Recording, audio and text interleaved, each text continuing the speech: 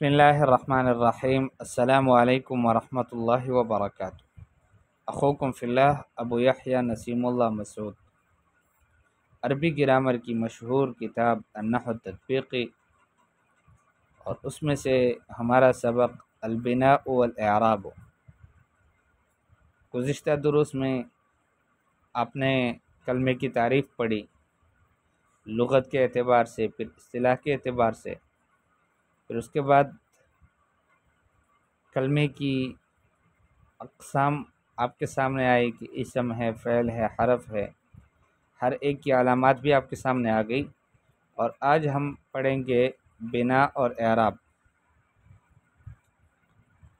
تو بنا کس کو بولتے ہیں؟ اولاً البناء، پہلے ہم بنا کو لے لیتے ہیں، یعنی مبنی کو، مبنی اور معرب، یہ ہمارے آج کا سبق کا عنوان ہے، لیکن اس میں سے بھی ہم صرف مبنی کو لیں گے۔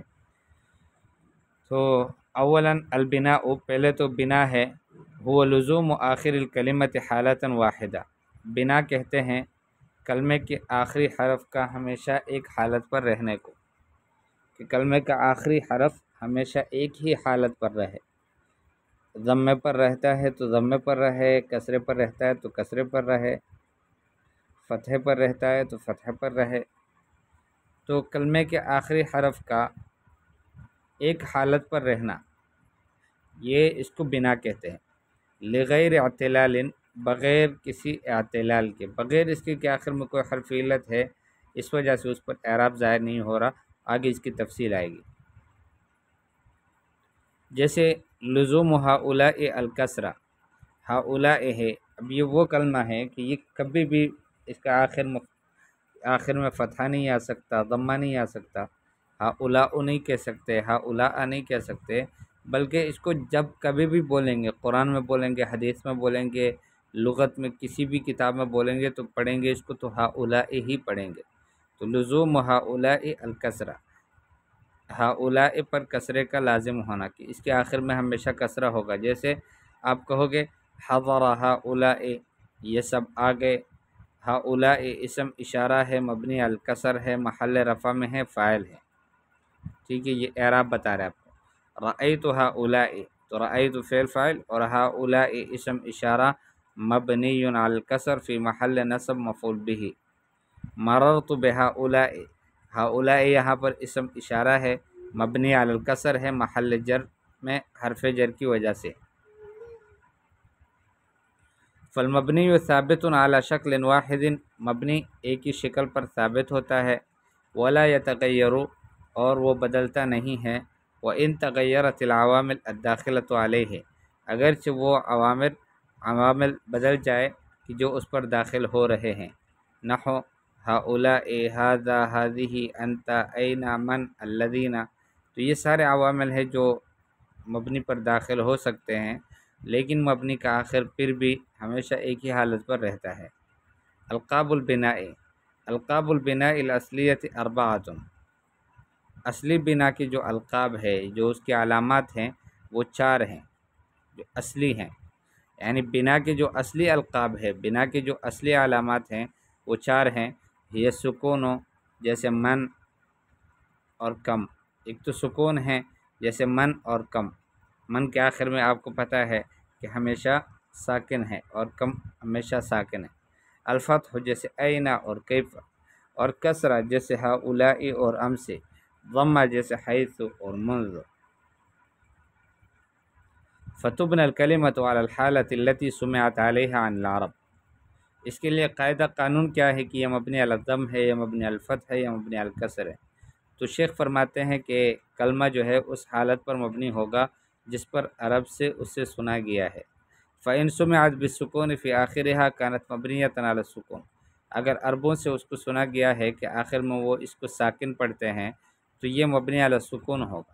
وإن سمعت بالفتح كانت مبنیۃ علی الفتح، اور اگر اس کو سنا جائے فتح کے ساتھ تو پھر ایسا کلمہ مبنی علی الفتح ہوگا۔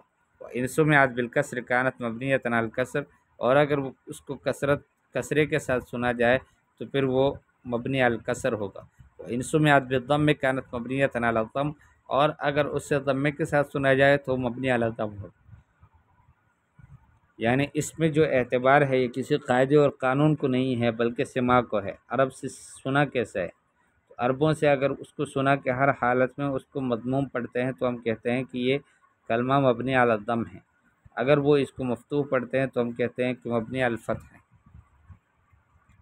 تنبیہ: من الکلمات ما یلزم آخرہ حالۃ واحدۃ فی الظاہر، کلمات میں سے کچھ وہ کلمے بھی ہیں کہ بظاہر تو اس کا آخر ایک ہی حالت پر رہتا ہے، جیسے الفتح، فتح کلمہ ہے ایک، تو جاءنی، جاء الفتح، رأیت الفتح، مررت بالفتح، فتح فتح فتح تینوں جملوں میں، ترکیبوں میں الفتح اس کا آخر نہیں بدلا تو یہ مبنی ہونا چاہیے، لیکن مبنی نہیں ہے۔ لیس لأنہ مبنیون، یہ آخر اس کا ایک حالت میں جو بظاہر نظر آتا ہے یہ اس وجہ سے نہیں ہے کہ یہ مبنی ہے، وإنما لأن آخرہ حرف علت، بلکہ یہ اس لیے ہے کہ اس کا آخر ایک حرف علت ہے۔ لا يتحمل الحرکہ، وہ حرکت کو قبول نہیں کرتا، حرف علت حرکت کو قبول نہیں کر رہا ہوتا۔ وحینئذ یعرب بحرکات مقدرۃ علی آخرہ، تو اس وقت پھر اس کی جو اعراب ہوتی ہے وہ حرکات مقدرہ کے ساتھ ہوتی ہے۔ آخر میں ہم کہتے ہیں کہ الفتح جو ہے یہ مرفوع ہے اور رفع کی علامت ضمہ مقدرہ ہے، اور جب یہ منصوب ہو تو ہم کہتے ہیں کہ الفتح منصوب ہے اور نصب کی علامت جو ہے وہ فتحہ ظاہرہ ہے، عفواً فتحہ مقدرہ ہے، ٹھیک ہے، اس لیے کہ وہ آخر میں جو ہے وہ حرف علت ہے اور اس کے اوپر حرکات ظاہر نہیں ہوتے۔ وَنُفَرِّقُ بَيْنَهُ وَبَيْنَ الْمَبْنِيِّ، مبنی اور اس کے ایسے کلمے کی جو معطل ہو اس کے آخر میں حرف علت ہو، ان دونوں کے درمیان فرق کریں گے۔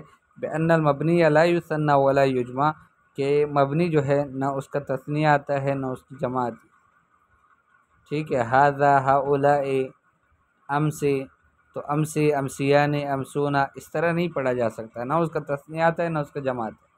اما ھذا النوع فیثنی ویجمع، یہ جو نوع، یہ جو قسم ہے کہ جس کے آخر میں حرف علت ہے، اس کا تثنیہ بھی آتا ہے، اس کی جمع بھی آتی ہے۔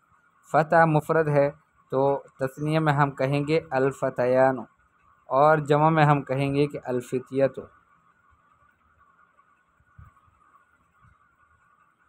المبنیات، یہ انشاءاللہ اگلے سبق میں ہم پڑھیں گے۔